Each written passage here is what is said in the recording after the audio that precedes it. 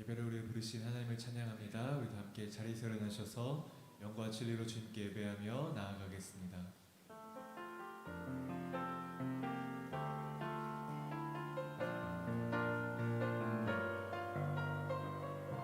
내 하나님, 내 하나님, 서신 발 앞에 무릎 꿇고 경배하리. 큰 권능과 영광이 가득한 내 아버지 계신 이곳, 하나님의 그 크신 사랑이 우리 죄를 사하셨네. 어린 양의 보혈의 은혜로 나 담대히 나아가리. 오 하나님, 오 하나님, 그 빛난 얼굴 배우며 두 손 들고 나아가리. 찬송과 존귀와 영광과 능력을 그 하늘 보좌 위에 주님께. 오 하나님, 오 하나님, 그 빛난 얼굴 배우며 두 손 들고 나아가리. 찬송과 존귀와 영광과 능력을 그 하늘 보좌 위에 주님께. 찬송과 존귀와 영광과 능력을 그 하늘 보좌 위에 주님께. 아멘. 주님께 박수를 한번 돌리겠습니다. 아멘.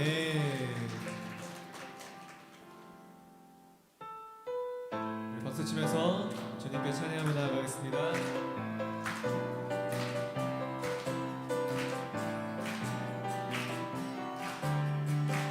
찬양하세, 찬양하세,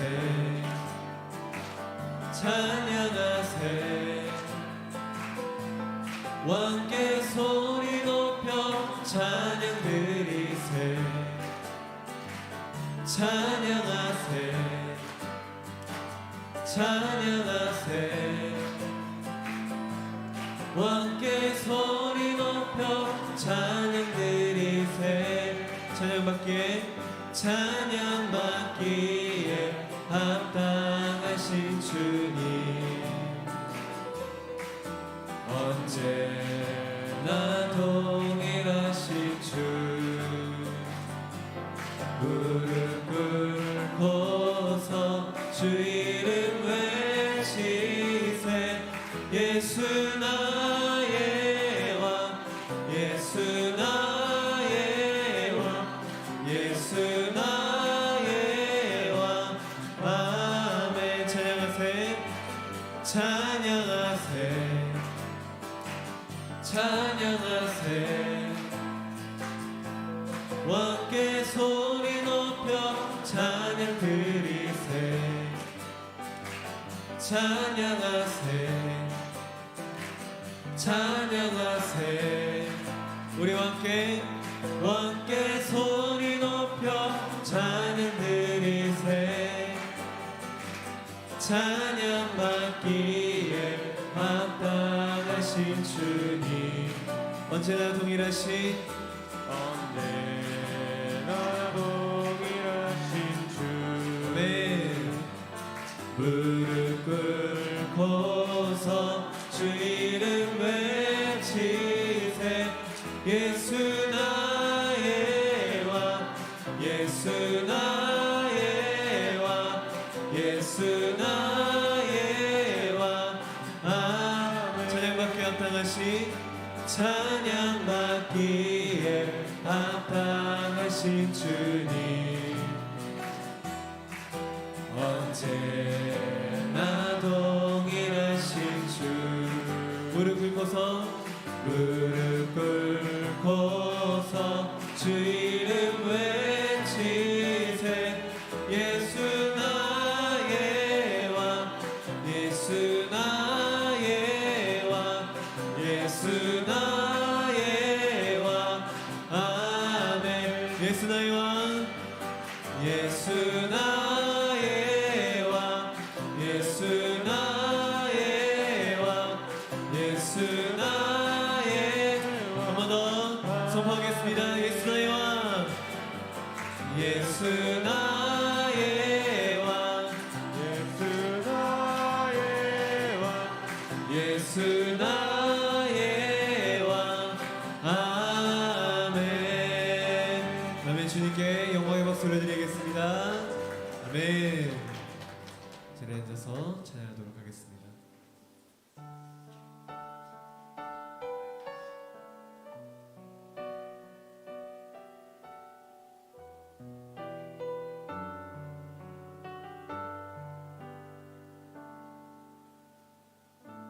나의 모습 나의 소유, 나의 모습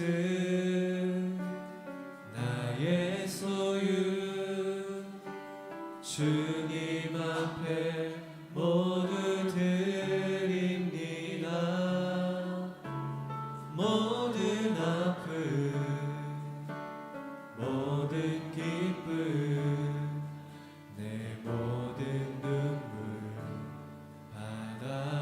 받아주소서. 나의 모습 나의 모습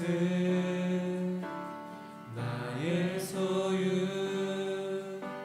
주님 앞에 모두 드립니다. 모든 아픔 모든 기쁨 내 모든 눈물 받아주소서. 나의 생명을 드리니 주 영광 위하여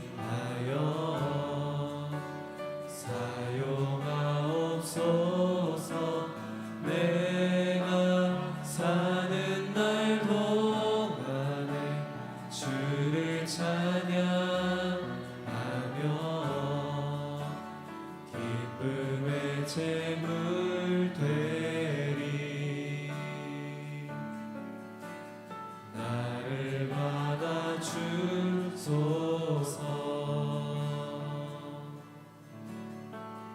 어제 일과 내일 일도 어제 일과 내일 일도 꿈과 희망 모두 드립니다.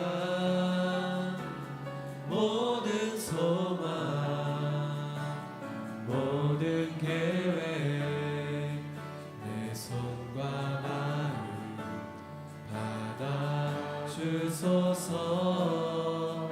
나의 생명을 드리니 나의 생명을 드리니 주 영광 위하여 사용하옵소서. 내가 사는 날 동안에 주를 찬양하며 기쁨의 제물 되리. 나를 받아주소서. 나의 생명을 드리니 나의 생명을 드리니 주 영광 위하여 사용하옵소서. 내가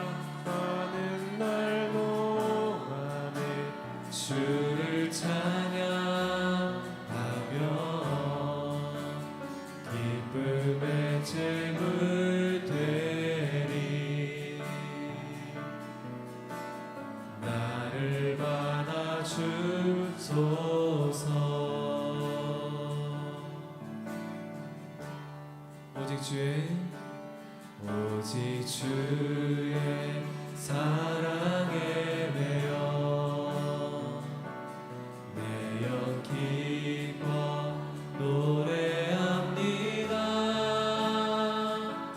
이 소망의 언덕 기쁨의 땅에서 주께 사랑드립니다. 오직 주의 임재 안에 갇혀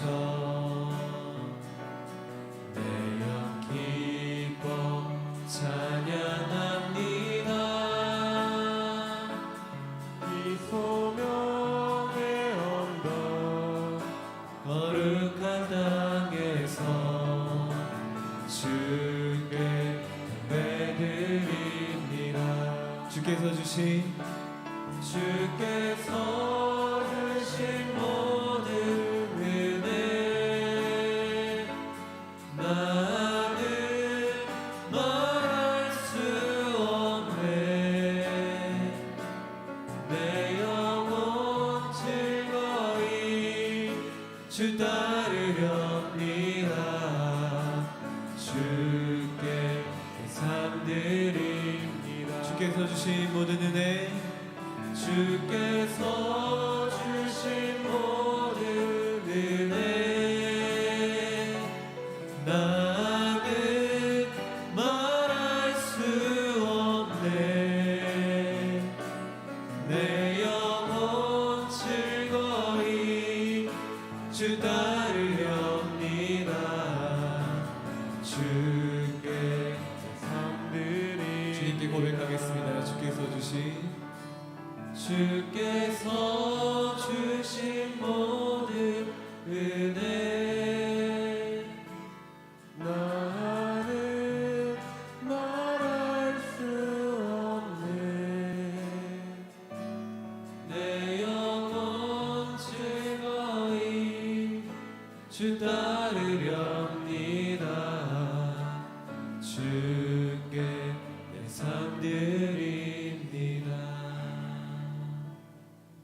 주는 선하사 사죄하기를 즐거워하시며 주께 부르짖는 자에게 인자하심이 후하심이니이다. 아멘. 환난날에 주께 부르짖을 때 응답하시는 주님을 신뢰합니다. 주님께 상한 심령으로 나아온 서산 온누리교회 성도들의 마음에 주님이 주시는 참 평화가 넘치게 하여 주시옵소서. 이 시간 주님 앞에 겸손히 엎드립니다. 긍휼을 베풀어 주시옵소서.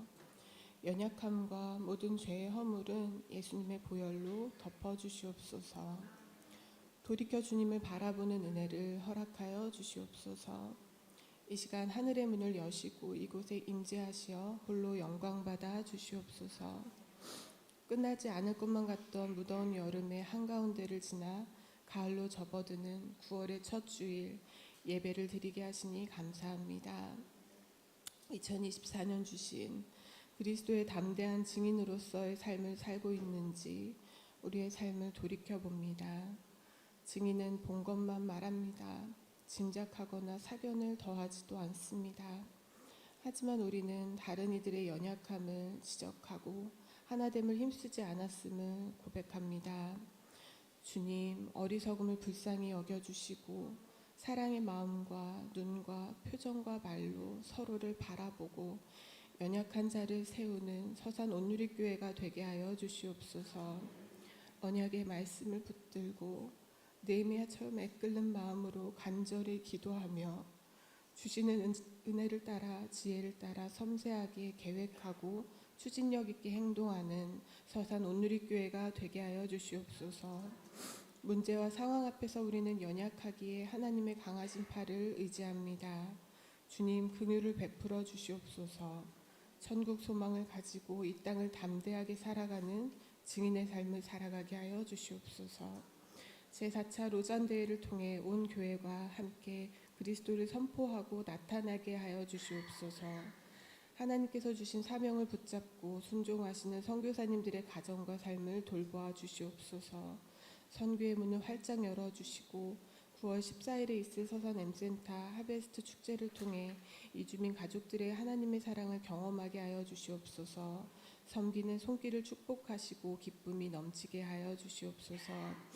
오늘 말씀을 선포하실 이명성 목사님의 영육을 강건하게 하시고 힘 있는 말씀의 선포를 통해 우리의 영이 주님이 주신 은혜에 반응하고 그 은혜를 가벼이 여기지 않고 간직하고 순종하는 예배가 되게 하여 주시옵소서. 보이는 곳에서 보이지 않는 곳에서 묵묵하게 수고하고 섬기는 모든 손길을 기억하고 축복하여 주시옵소서. 예배의 순서마다 성령의 충만하신 감동이 넘치게 하여 주시옵소서. 부르짖는 자에게 인자함이 후하신 하나님께 감사드리며 이 모든 말씀 우리 주 예수 그리스도의 이름으로 기도드립니다. 아멘.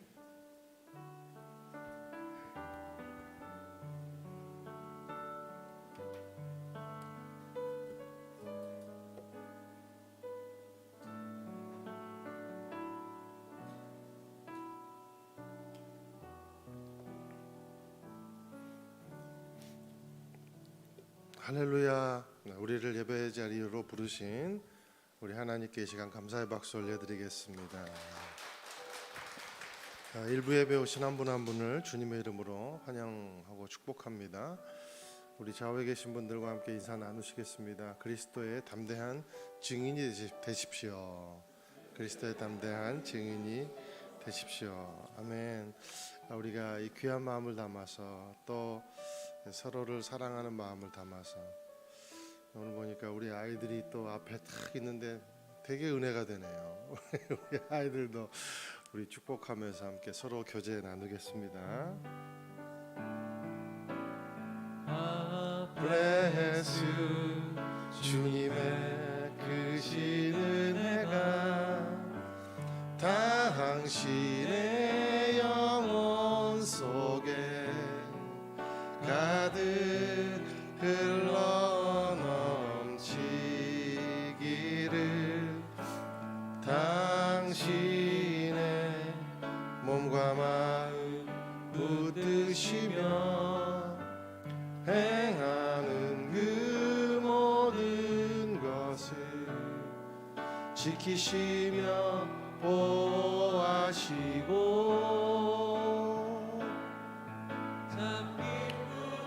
언제나 넘치기를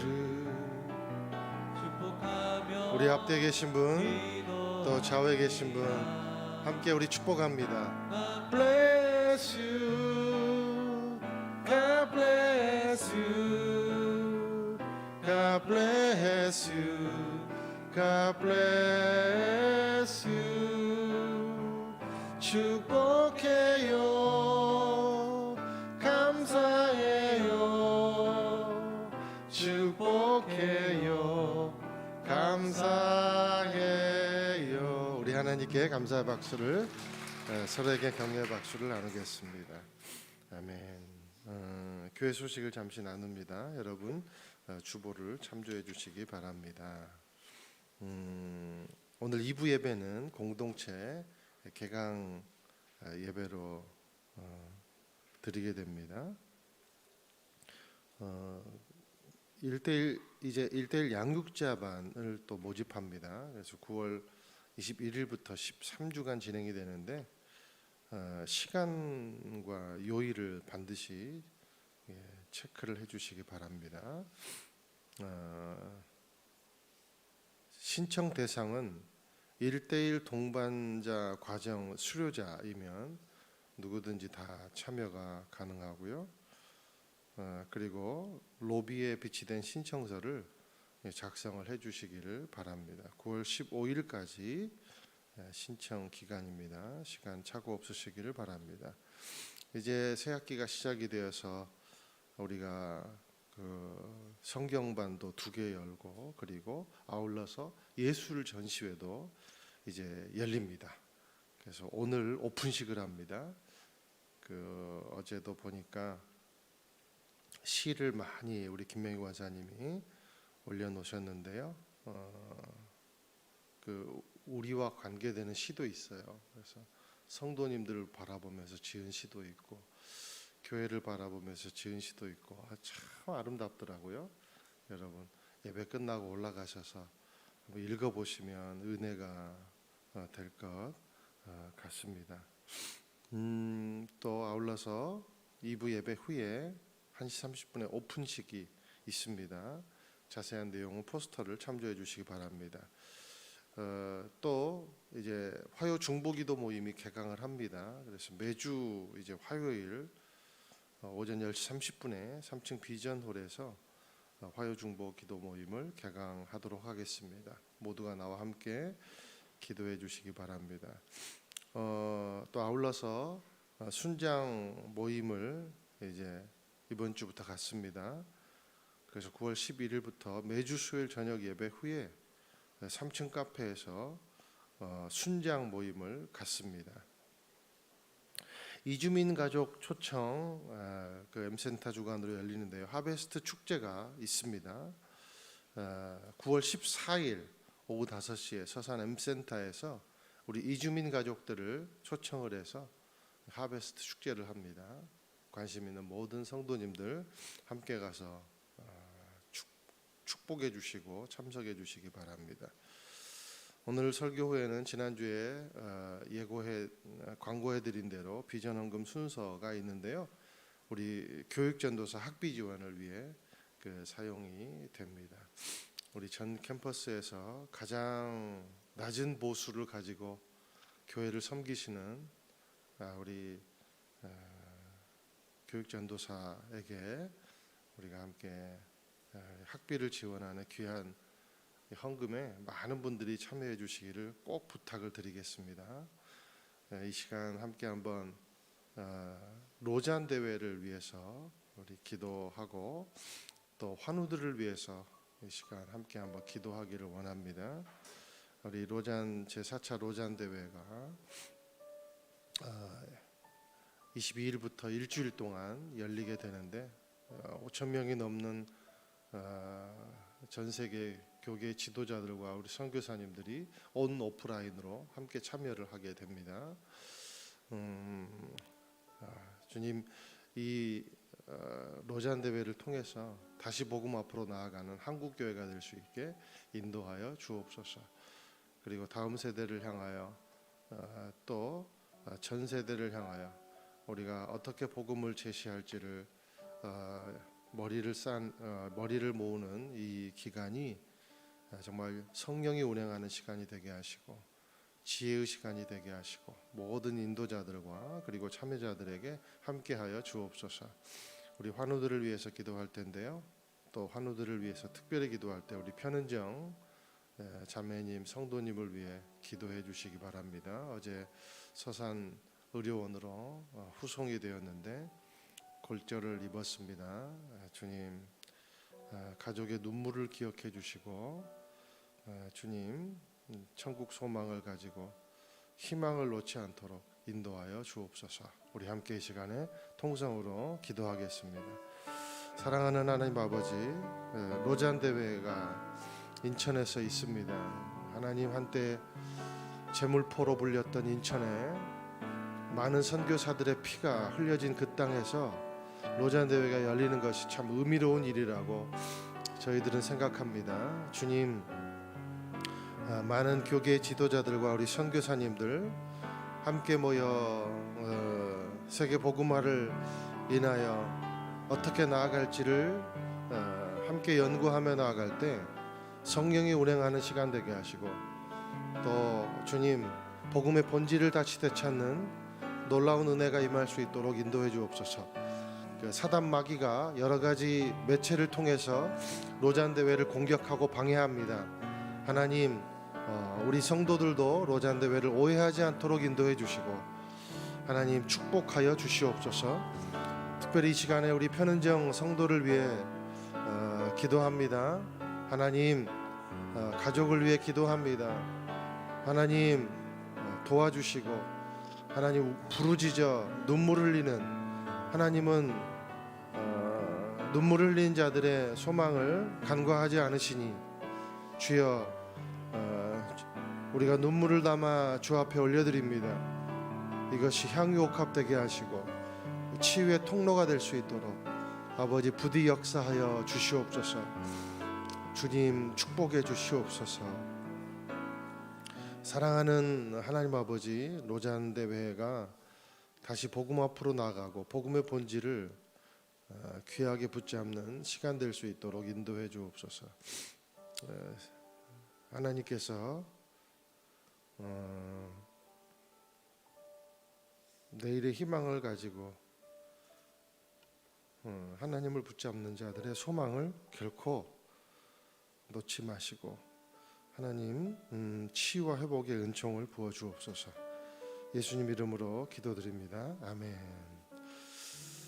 오늘 주신 하나님 말씀은 사도행전 20장 17절에서 38절까지 말씀입니다.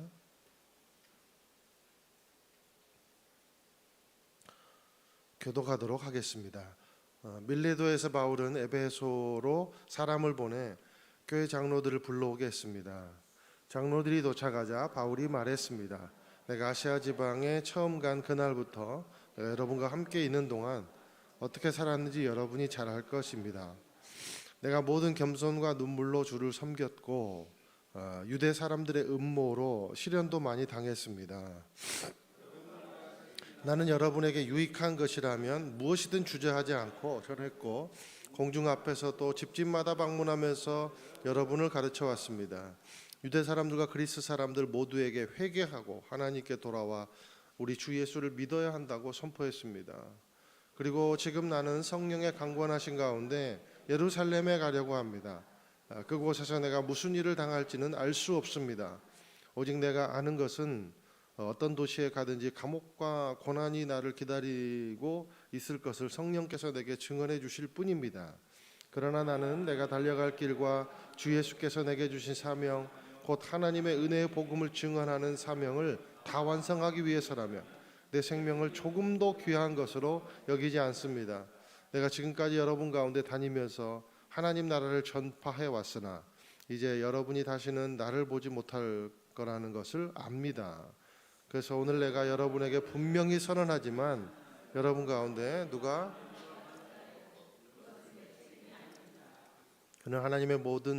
나는 하나님의 모든 뜻을 주저함 없이 여러분에게 전파했기 때문입니다. 여러분은 자신과 양떼를 잘 살피고 조심하십시오. 성령께서 여러분을 감독자로 세우셔서 사신교회를 돌보게 하셨습니다. 내가 떠나고 나면 흉악한 이리떼 같은 거짓 선생들이 여러분 가운데 들어와 양떼를 해치려 할 것을 압니다. 또한 여러분 가운데서도 사람들이 들고 일어나 제자들을 빼내 자기들을 따르게 하려고 진리를 왜곡할 것입니다. 그러므로 정신을 똑바로 차려 깨어 있어야 합니다. 내가 3년 내내 여러분 모두에게 밤낮 쉬지 않고 눈물로 훈계한 것을 잊지 마십시오. 이제 내가 여러분을 하나님과 그분의 은혜의 말씀에 맡깁니다. 그 말씀이 여러분을 든든하게 세워 거룩함을 입은 모든 사람들 가운데 기업을 받게 하실 것입니다. 나는 누구의 그 은이나 금이나 옷을 탐낸 적이 없습니다. 여러분도 알다시피 필요한 것을 손수 벌어서 썼습니다. 이처럼 내가 모든 일에 모범을 보였으니 여러분도 약한 사람들을 도우며 주는 것이 받는 것보다 복이 있다라고 하신 주 예수의 말씀을 기억해야 합니다. 바울은 이 말을 마치고 나서 그들 모두와 함께 무릎을 꿇고 기도했습니다. 그러자 그들은 모두 소리내어 울면서 바울을 껴안고 입을 맞추었습니다. 다시는 그 얼굴을 보지 못할 것이라는 말 때문에 바울을 배타는 곳까지 전송했습니다. 아멘. 사명을 남긴 이별이라는 제목으로 하나님 말씀 함께 나누겠습니다. 우리 읽으셨던 17절, 18절 우리 다시 읽도록 하겠습니다. 시작. 밀레도에서 바울은 에베소로 사람을 보내 교회 장로들을 불러오게 했습니다. 장로들이 도착하자 바울이 말했습니다. 내가 아시아 지방에 처음 간 그날부터 내가 여러분과 함께 있는 동안 어떻게 살았는지 여러분이 잘 알 것입니다. 여기 18절에 바울이 장로들이 도착하자 바울이 말했다 이렇게 이제 고증을 하고 있는데요. 그러니까 고백적 설교를 했다. 그가 말한 것이 오늘날 한편의 설교가 되었다. 이렇게 우리가 받아들일 수가 있겠습니다.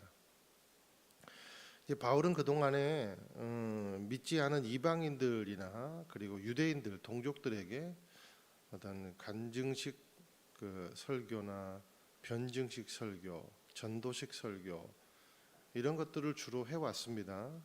그런데 이제 오늘 본문은 18절부터 35절까지는 이제 대상이 믿음의 동역자들입니다.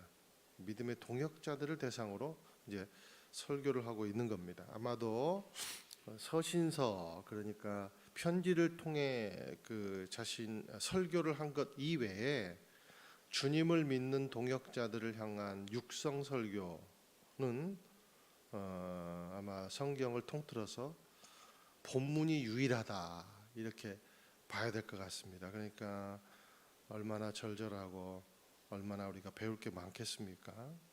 자, 17절에 보니까 밀레도라는 도시가 나오는데 지명이 나오는데 항구입니다. 그래서 밀레도 그러니까 바울은요 예루살렘을 가기를 원했는데 이유는 마케도니아와 아가야 지방에서 모금한 헌금을 가지고 그 예루살렘의 기근을 돕기 위해서 갔습니다.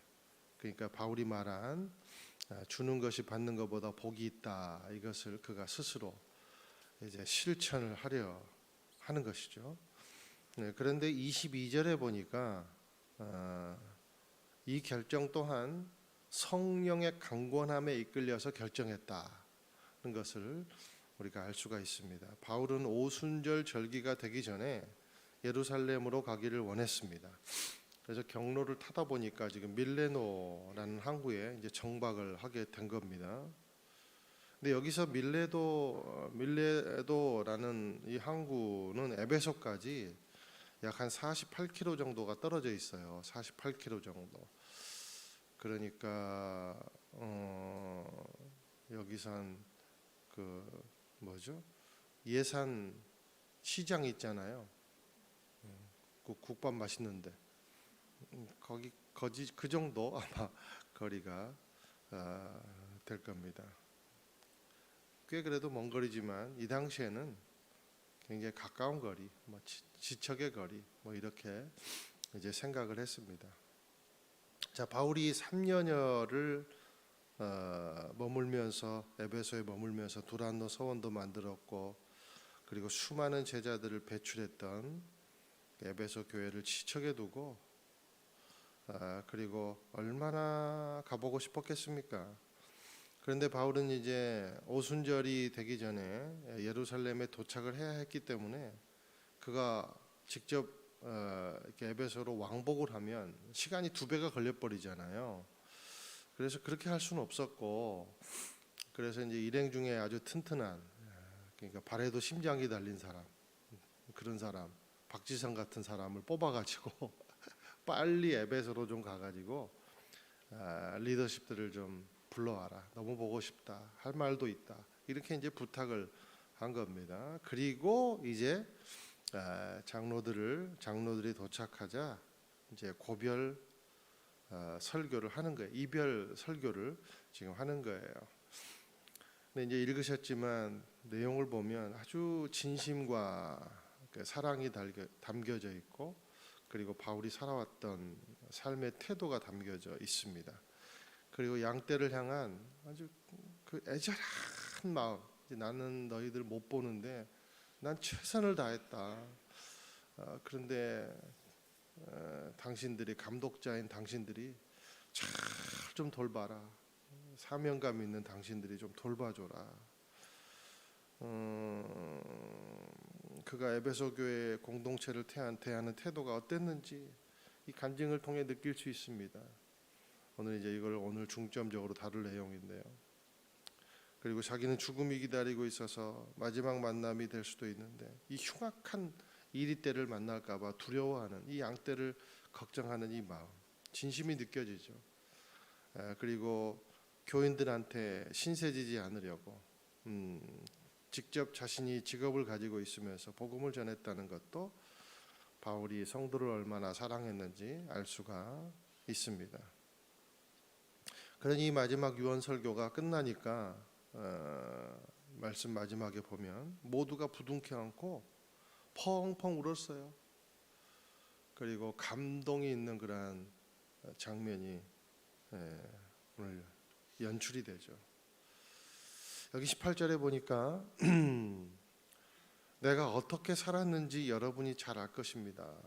이렇게 바울은 먼저 자기 삶을 고백하고 있어요.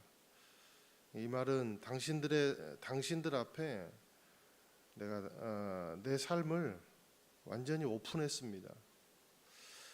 그러니까 나는 당신들과 소통을 하면서 사는 대로 설교했고 설교한 대로 살았습니다. 이 말이에요. 얼마나 바울이 진심을 다해서 살았는지 이 한마디를 통해서 우리가 알 수가 있는 거죠. 그런데 바울이 살았던 진심의 삶의 내용이 아주 19절에 다 엑기스로 요약이 되고 있어요. 그래서 오늘 19절을 중심으로 우리가 이 세 가지 바울이 어떤 삶을 살았는가, 그들에게 어떤 진심, 그는 어떻게 사는 대로 설교했고 설교한 대로 살았는가, 이것을 우리가 살펴보기를 원합니다. 19절 함께 읽겠습니다. 시작. 내가 모든 겸손과 눈물로 주를 섬겼고 유대 사람들의 음모로 시련도 많이 당했습니다. 자, 보니까 여기 이제 시련도 음모로 시련도 많이 당했다. 이것을 개역 개정에 보면 당한 시험을 참았다 이렇게 표현하고 있어요. 자, 그러니까 이제 우리가 세 가지를 알 수가 있습니다. 바울이 살았던 삶의 진심된 내용의 세 가지가 있었다는 거예요. 그게 뭐냐면 겸손과 눈물과 인내다라는 겁니다. 겸손과 눈물과 인내라는 거예요. 자, 우리가 지지난주입니까? 수요일 날 데살로니가 본문을 다루면서 믿음의 삶의 개인적 영역에서 그 삼각 편대가 있다 그랬어요. 그것이 뭐냐면 항상 기뻐하라, 쉬지 말고 기도하라, 범사에 감사하라. 그러니까 믿음의 삶에서 개인적 영역에 삼각 편대가 있다면, 신앙의 삼각 편대가 있다면 그것은요 기쁨과 기도와 감사라는 거예요. 그런데 믿음의 삶에서 관계적 영역에서 삼각 편대가 있어요. 개인이 아니라 이제 관계하는 것에 삼각 편대가 있어요. 그게 뭐냐면 겸손과 눈물과 인내다라는 겁니다. 이렇게 교회 공동체 관계 안에는 반드시 이 세 가지가 있어야 된다는 거예요. 내가 하나님의 사명을 받았고 부름 받았다. 내가 성도로 부름 받았다. 그러면 그러면 반드시 공동체가 있어야 되잖아요. 그런데 그 공동체 안에는 뭐가 있어야 되냐면 겸손과 눈물과 인내가 버물러져야 된다는 거예요.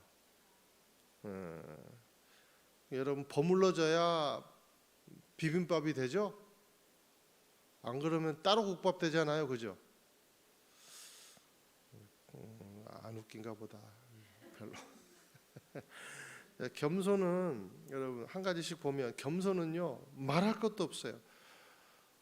근데 예수님을 닮은 사람이 겸손할 수 있어요. 그래서 예수님이 이렇게 말씀하셨잖아요. 나는 온유하고 겸손하니 내게로 와서 배우래요. 그거를. 그러니까 겸손한 사람은요 예수님께 제대로 교육받은 사람이다. 야, 겸손한 사람, 저 사람은 예수님께 제대로 교육받은 사람이구나 이렇게 생각하면 돼요. 왜냐하면 예수님이 와서 좀 배워라. 내 겸손을 그랬으니까. 근데요 여기서 말하는 겸손은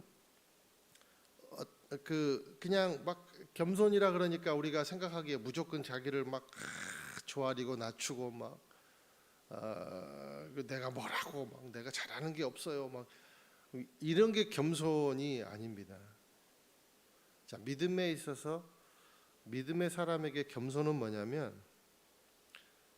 관계적 영역에서 겸손은 뭐냐면 무조건 하나님을 높이는 거예요.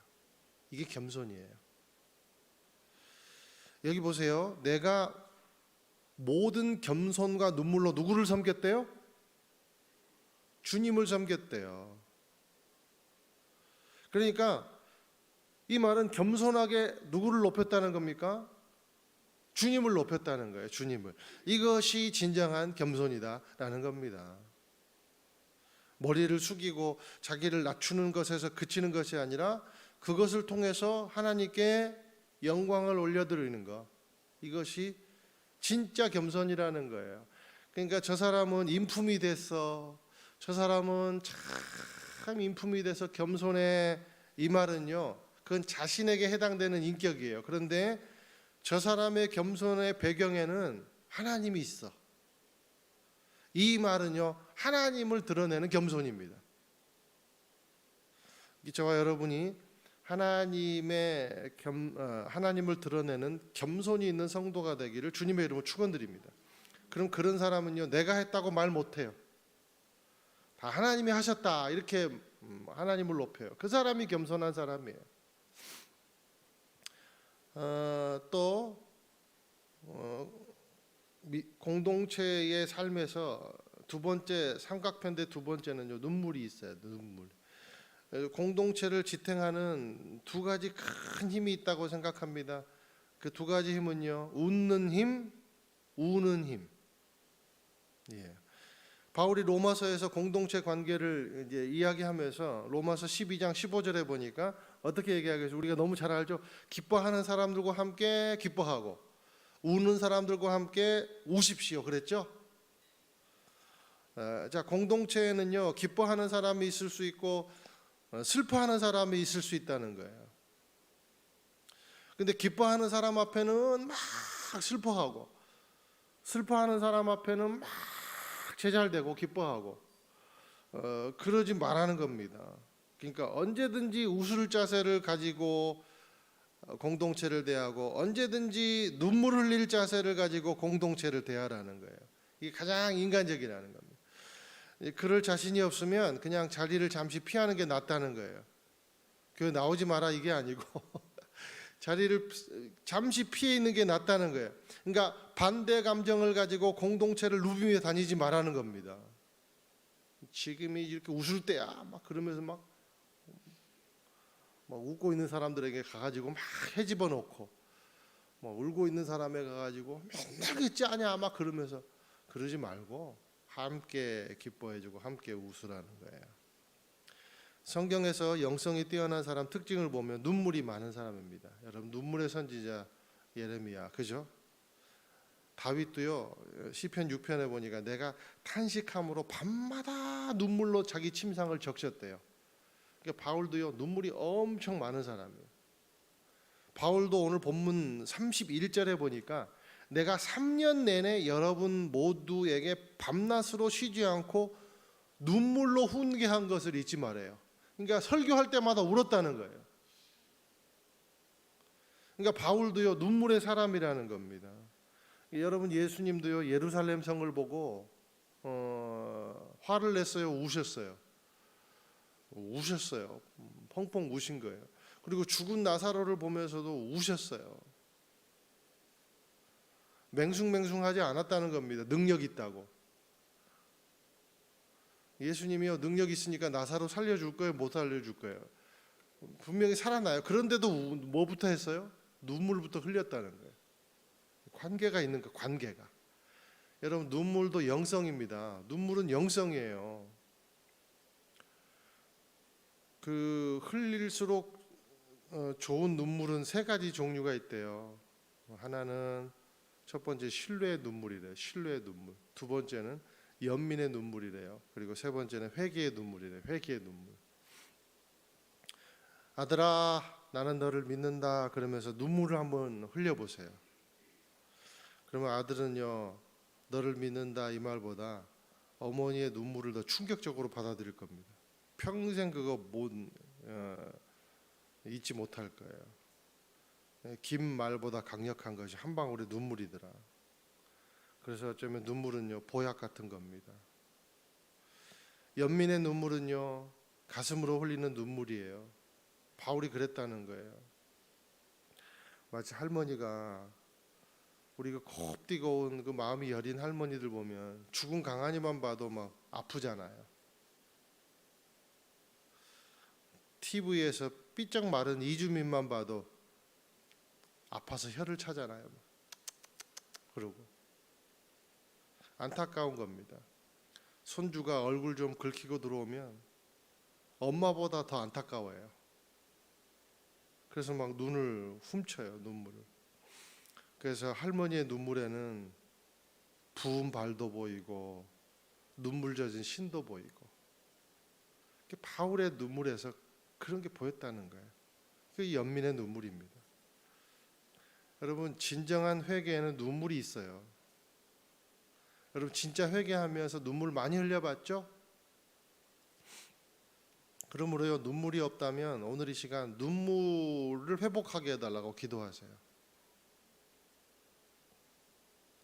그러면요, 여러분 주변에 사람이 많아질 거예요.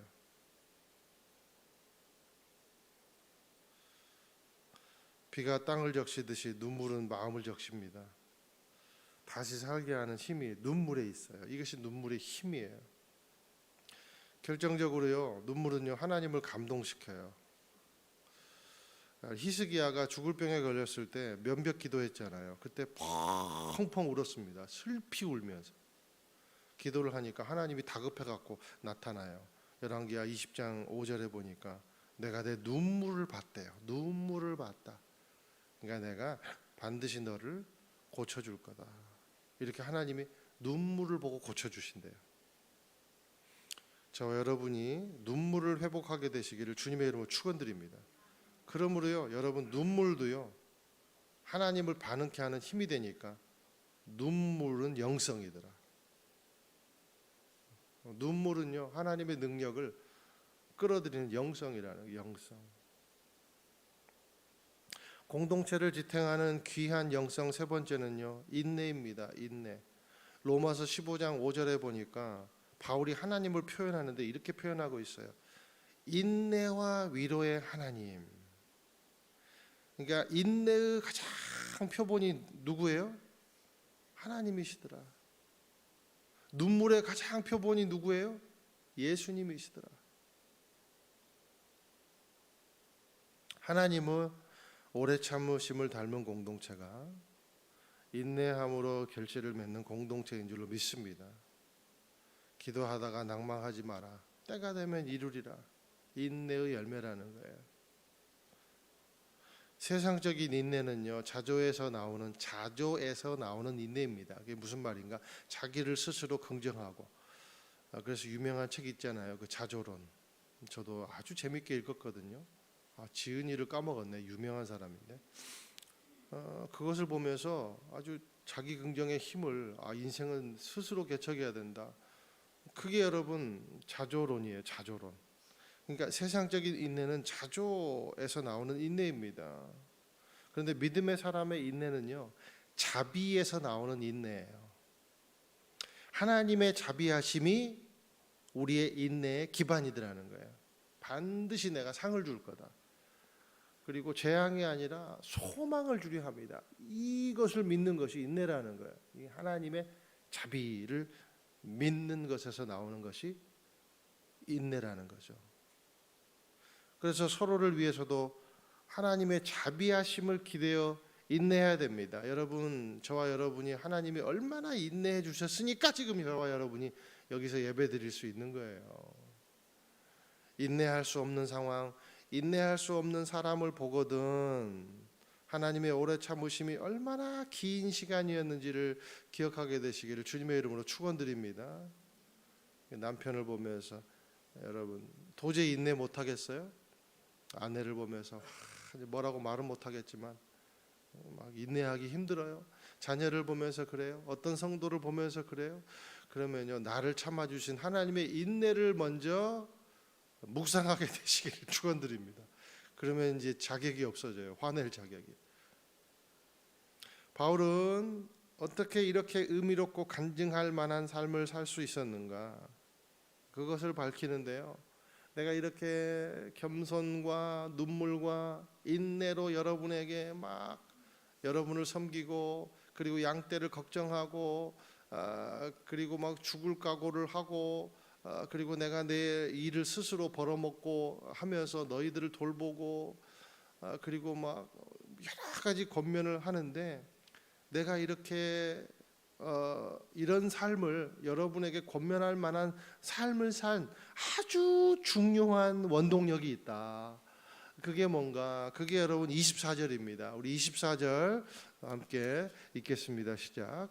그러나 나는 내가 달려갈 길과 주 예수께서 내게 주신 사명 곧 하나님의 은혜의 복음을 증언하는 사명을 다 완성하기 위해서라면 내 생명을 조금도 귀한 것으로 여기지 않습니다. 그러니까 바울을 바울되게 하는 놀라운 원동력이 뭐예요?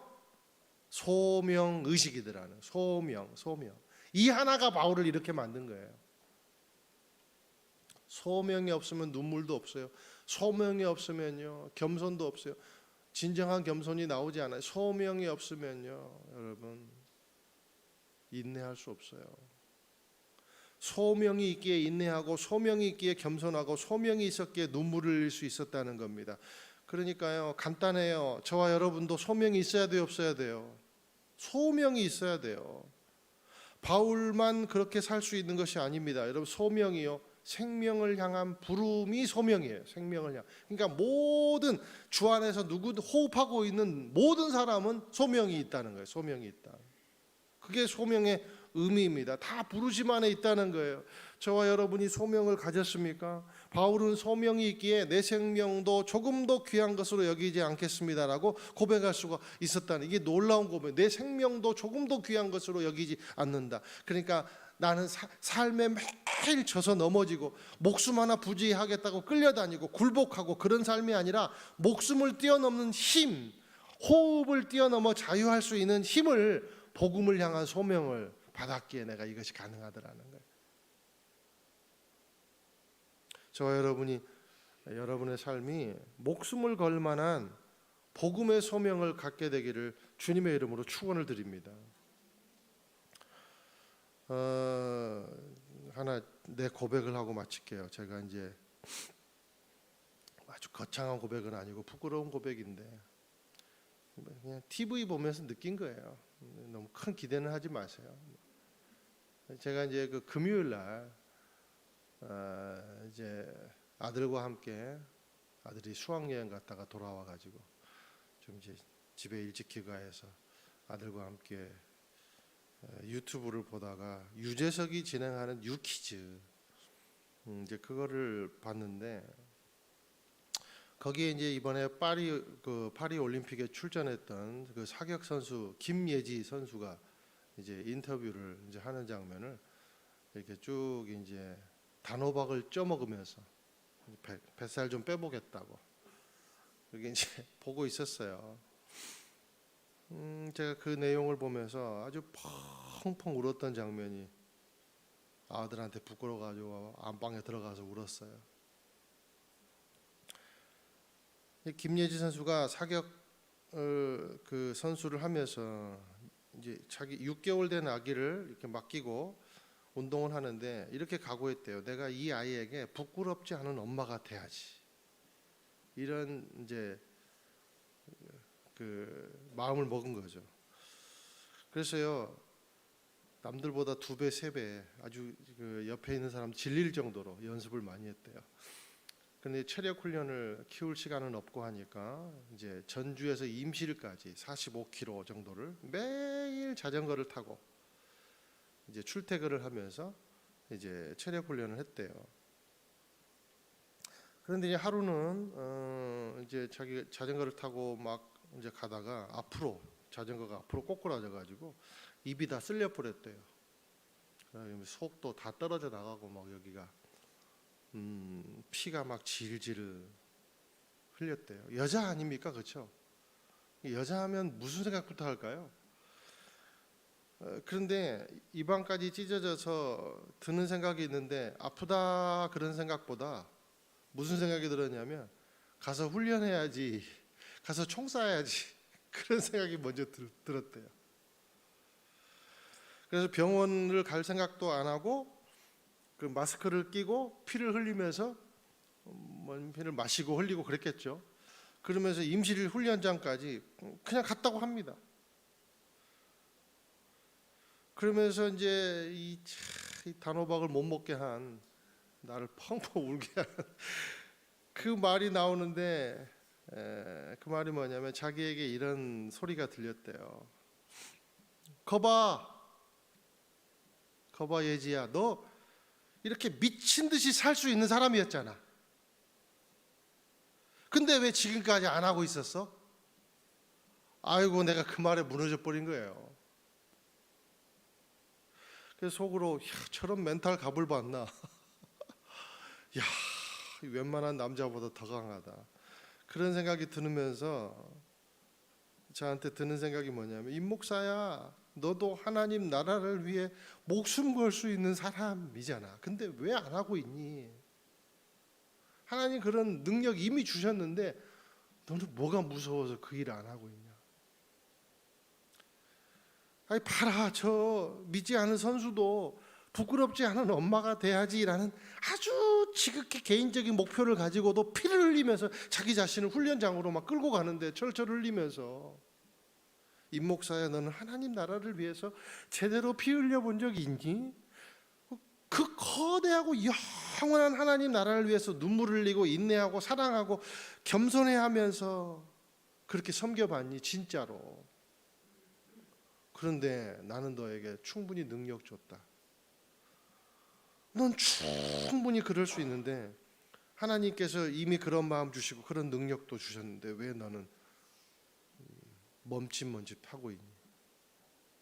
체인 끊긴 자전거처럼 왜 그렇게 미루고 있니?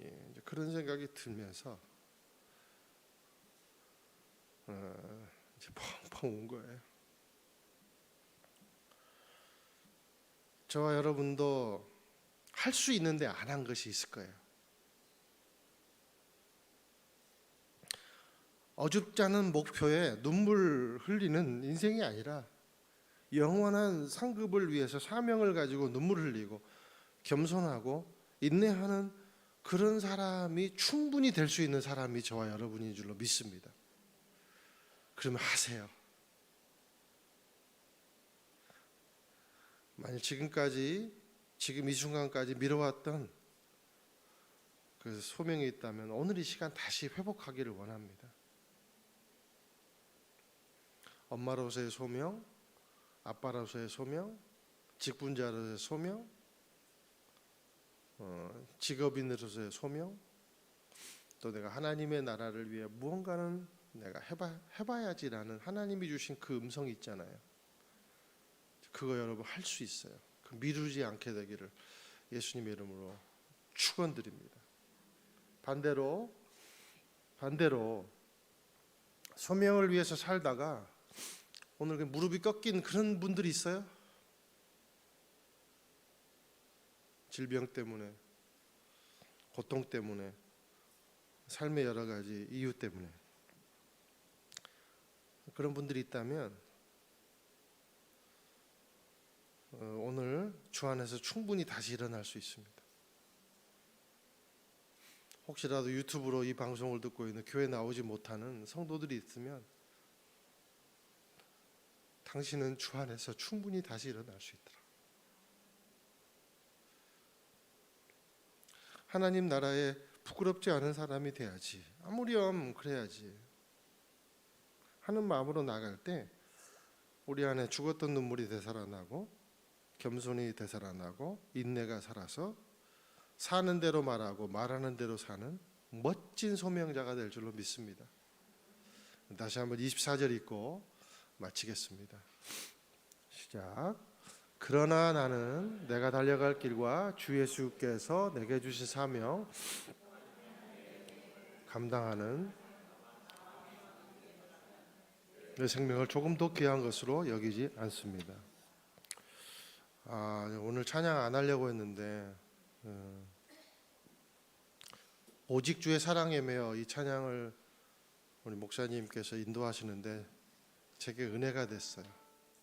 그래서 오늘 보니까 예상보다 좀 빨리 끝난 것 같아요, 설교가. 그래서 해도 되겠죠. 이 찬양 우리 함께 한번 하고 우리 같이 기도하고 마치도록 하겠습니다. 우리 바울의 마음을 담아서 함께 찬양합시다. 오직 주의 사랑에 매여 내 영 기뻐 노래합니다. 이 소망의 언덕 기쁨의 땅에서 주께 사랑 드립니다. 오직 주의 임재 안에 갇혀 내 영 기뻐 찬양합니다. 이 소명의 언덕 거룩한 땅에서 주께 경배드립니다. 주께서 주신 모든 은혜 나는 말할 수 없네. 내 영혼 즐거이 주 따르렵니다. 주께서 주신 모든 은혜 주께서 주신 모든 은혜 나는 말할 수 없네. 내 영혼 즐거이 주 따르렵니다. 주께 내 삶 드립니다. 우리가 이 말씀 기억하면서 오늘 바울이 이제 밀레도 항구에서 다시는 볼 수 없는 장로들과 함께, 물론 그 뒤에 아주 짧은 시간 한 번 더 볼 수 있는 기회는 있었지만 바울은 언제나 오늘이 마지막이다라는 각오로 그렇게 사람들에게 말씀을 전하고 또 함께 부둥켜 안고 우는 그런 귀한 동역자들과 함께 있었습니다. 우리가 함께 기도합시다. 하나님, 할 수 있었는데 미루고 있었던 그것, 세상에 목표를 가지고 사는 사람들도 그런 자조의 마인드를 가지고도 일어서는데 우린 자비가 있는데도 쓰러지고 넘어지고 주님 늘 해왔던 것들의 작심삼일을 경험하면서 우리가 살고 있지는 않는지, 하나님 오늘 말씀 통해서 믿음의 공동체에는 세 가지가 있어야 된다고 말씀드렸습니다. 겸손과 눈물과 인내. 밀었던 겸손, 밀었던 눈물, 밀었던 인내 다시 찾게 해주십시오. 겸손을 회복할 수 있게 하시고, 그 겸손은 주님께만 영광 돌리는 겸손, 주님을 바라보는 겸손, 그리고 눈물, 주님 눈물의 영성을 회복할 수 있게 해주십시오. 주님, 하나님의 자비가 동기가 되는 인내가 내 안에 살기를 원합니다. 하나님, 이 세 가지가 우리에게서 회복될 수 있도록 인도하여 주시옵소서. 그리고 다시 한번 우리 환우들을 위해서 기도할 때 하나님, 그들의 삶을 절대로 포기하지 말고 있는 그 자리가 메시지가 될 수 있도록 인도해 주십시오. 우리는 아파도 메시지가 될 수 있어요. 우리는요, 건강해도 메시지가 돼야 돼요. 바로 그 삶이 사도 바울도요, 죽을 날을 얼마 남지 않은, 그러나 그 삶이 오늘 메시지대가 되고 있잖아요. 강렬한 메시지가 되고 있잖아요. 우리가 이 시간 함께 기도하며 나아갈 때 하나님, 이 세 가지를 우리에게 허락해 주시고 우리의 삶이 메시지가 될 수 있도록 인도하여 주옵소서. 우리 함께 이 시간에 통성으로 기도하겠습니다. 사랑하는 하나님 아버지, 오직 주님의 사랑에 매여서 겸손과 눈물과 인내가 있는 성도의 삶이 될 수 있도록 하나님 역사하여 주시고 축복하여 주시옵소서. 사랑하는 하나님 아버지, 우리가 나약해서 삶에 져서 넘어지고 생명을 부지하겠다고 끌려다니고 굴복하고 그런 삶이 아니라 호흡을 뛰어넘는 호흡, 생명을 뛰어넘는 생명을 우리가 가졌으니 하나님 아버지, 복음을 향한 소명을 가지고 넉넉히 겸손하며 넉넉히 눈물 흘리며 넉넉히 인내하는 우리의 삶이 될 수 있도록 축복해 주시고, 이 소명의 언덕에서 주님께 경배하고 하나님 우리의 삶이 어떠한 지경에 있든지 메시지가 될 수 있는 귀한 삶이 될 수 있도록 역사하시며 인도하여 주시옵소서. 사랑하는 하나님 아버지, 지금까지 할 수 있는데 하지 못했던 그 소명, 하나님이 주신 소명, 우리가 다시 일어서서 주님의 임재 안에 매여 주님의 사랑에 매여 다시 나아가기를 원합니다. 하나님, 우리 안에 겸손이 그리고 무엇보다 눈물이 회복되기를 원합니다. 그리고 자조가 아니라 자비에서 나오는 인내를 가지고 우리가 삶을 영위하기를 원합니다. 그래서 승리하게 하여 주옵소서. 예수님의 이름으로 기도드립니다. 아멘. 다 함께 일어나서 봉헌 찬양 드리겠는데요. 오늘 비전 헌금 광고 드린 대로 교육전도사 학비 지원을 위해서 비전 헌금을 드리는 날입니다. 마음을 다해 헌금해 주시고, 또 나가고 들어오실 때 헌금함을 통해서 또 온라인으로 헌금하실 수가 있습니다. 이제 다 함께 우리 봉헌 찬양 올려드리겠습니다.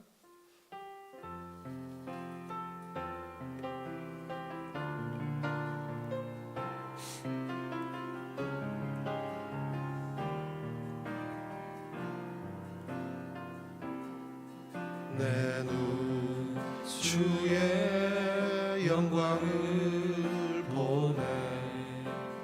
우리 가운데 계신 주님,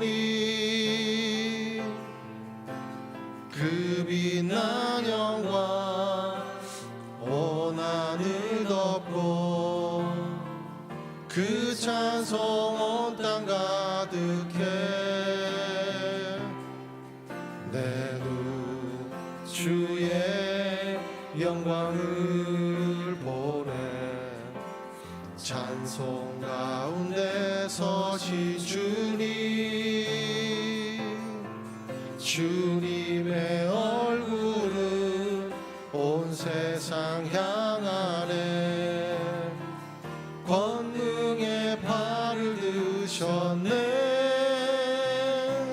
주의 영광 이곳에 가득해. 우린 선해 주님과 함께 찬양하며 우리는 전진하리. 모든 열방 주 볼 때까지 주의 영광 이곳에 가득해. 우린 선해 주님과 함께 찬양하며 우리는 전진하리. 모든 열방 주 볼 때까지. 자비하신 하나님, 믿음의 사람들을 향한 유일한 설교를, 바울의 설교를 오늘 들으면서 겸손과 눈물과 인내가 얼마나 중요한지 그리고 그 자세를 가지고 공동체를 대하는 것이 참 진리구나, 소명 가진 사람이구나라는 것을 깨닫게 되어서 감사합니다. 주여, 우리도 우리에게 소멸된 겸손, 소멸된 눈물, 소멸된 인내를 회복할 수 있도록 충분히 주님께서 힘 주시고 능력 주셨으니 우리가 그 삶 살기를 원합니다. 축복해 주옵소서. 드려진 헌금 위에 하나님께서 만배의 축복을 주시고 자녀들에게도 놀라운 은혜를 허락하여 주옵소서. 이제는 우리를 죄에서 구원하신 예수 그리스도의 은혜와 하늘아버지의 사랑과 성령의 인도하심이 겸손과 눈물과 인내를 회복하기를 원합니다. 고백하며 나아가는 귀한 주님의 백성들, 머리 위에 인생 위에 주의 자녀들의 미래 위에, 그리고 이 땅과 민족 위에, 이 땅을 살아가는 이주민들의 삶 위에, 선교사님들의 헌신 위에 지금부터 영원토록 함께 하시기를 축원하옵나이다. 아멘.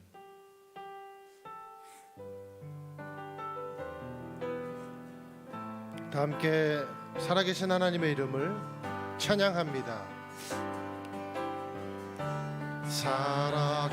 살아계신 주, 나의 참된 소망,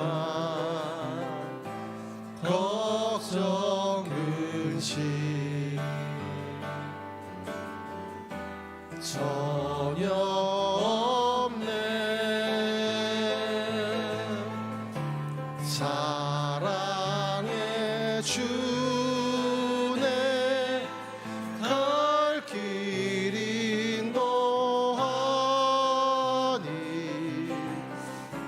내 모든 삶의 기쁨 늘 충만하네.